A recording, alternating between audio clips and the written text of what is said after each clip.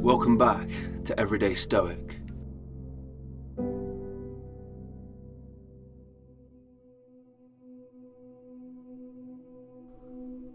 The greater the difficulty, the more glory in surmounting it. Skillful pilots gain their reputation from storms and tempests.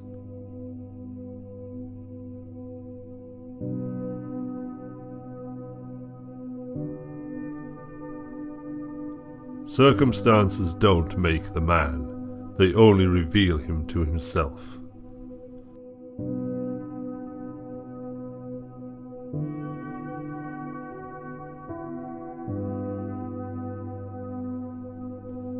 Seneca said, "We are often more frightened than hurt, and we suffer more in the imagination than reality."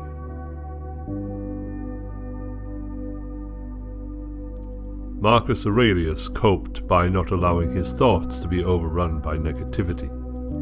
The universe is change, our life is what our thoughts make it, he wrote in his nightly diary. Counseled Epictetus, "Other people's views and troubles can be contagious. Don't sabotage yourself by unwittingly adopting negative, unproductive attitudes through your associations with others."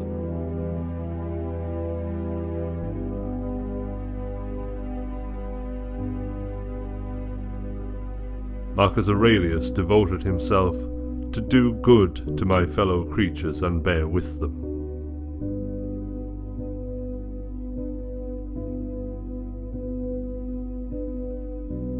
Wherever there is a human being, there is an opportunity for kindness.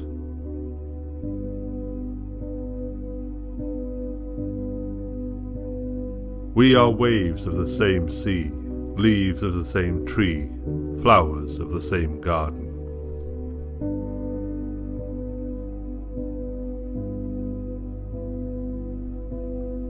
Nothing to my way of thinking is a better proof of a well-ordered mind than a man's ability to stop just where he is and pass some time in his own company.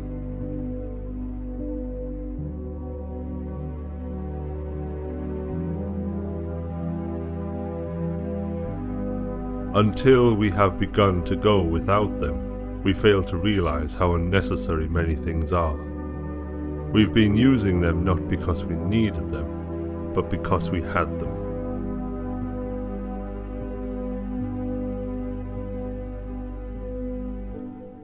The chief task in life is simply this: to identify and separate matters so that I can say clearly to myself which are externals not under my control, and which have to do with the choices I actually control.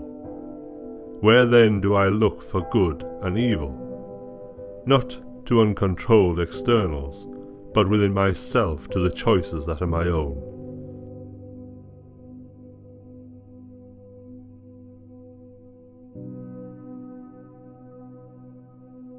It stares you in the face. No role is so well suited to philosophy as the one you happen to be in right now.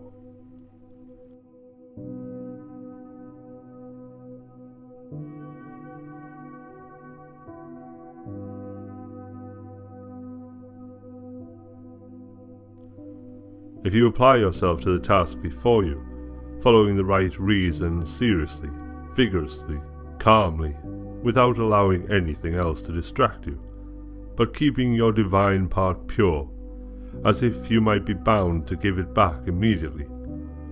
If you hold this, expecting nothing, fearing nothing, but satisfied with your present activities according to nature, and with heroic truth in every word and sound which you utter, you will live happily. And there is no man who is able to prevent this.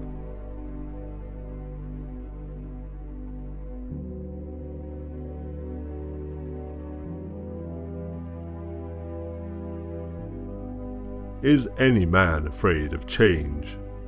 What can take place without change? What then is more pleasing or suitable to the universal nature?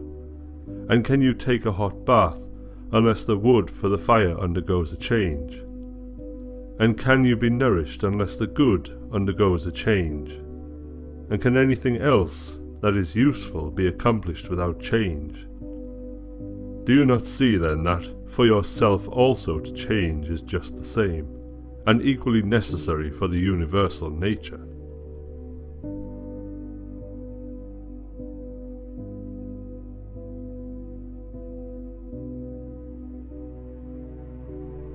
When you're alone, you should call this condition tranquility and freedom, and think of yourself like the gods. And when you are with many, you shouldn't call it a crowd or trouble or uneasiness, but festival and company, and contentedly accept it. Epictetus.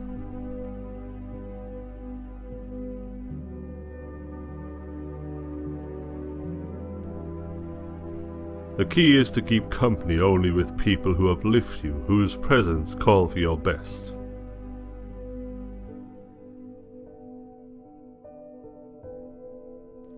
No matter how isolated you are and how lonely you feel, if you do, you work truly and conscientiously, unknown friends will come and seek you.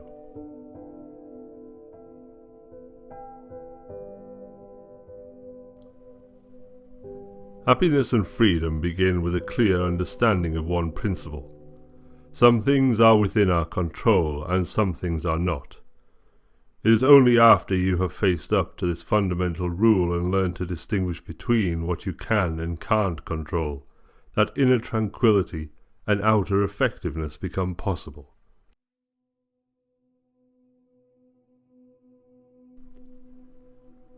If someone is able to show me that what I think or do is not right, I will happily change, for I seek the truth, by which no one was ever truly harmed. It is the person who continues in his self-deception and ignorance who is harmed.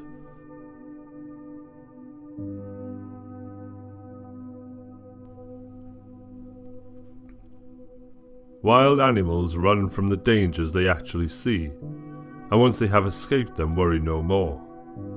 We, however, are tormented alike by what is past and what is to come. A number of our blessings do us harm, for memory brings back the agony of fear, while foresight brings it on prematurely. No one confines his unhappiness to the present.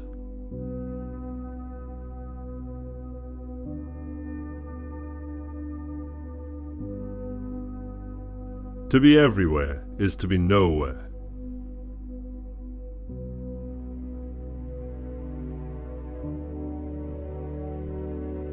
If you really want to escape the things that harass you, what you're needing is not to be in a different place, but to be a different person.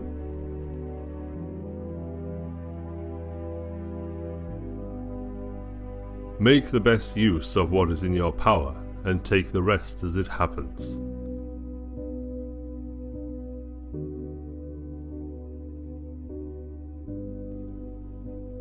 It's ruinous for the soul to be anxious about the future and miserable in advance of misery, engulfed by anxiety that the things it desires might remain its own until the very end. For such a soul will never be at rest. By longing for things to come, it will lose the ability to enjoy present things.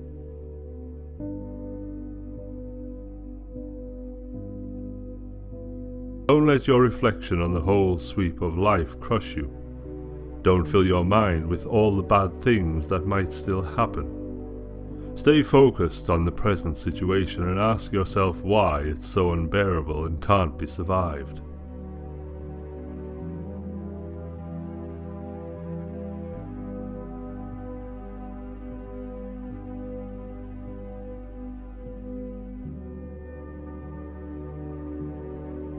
Frame your thoughts like this.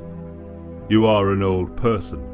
You won't let yourself be enslaved by this any longer, no longer pulled like a puppet by every impulse, and you'll stop complaining about your present fortune or dreading the future.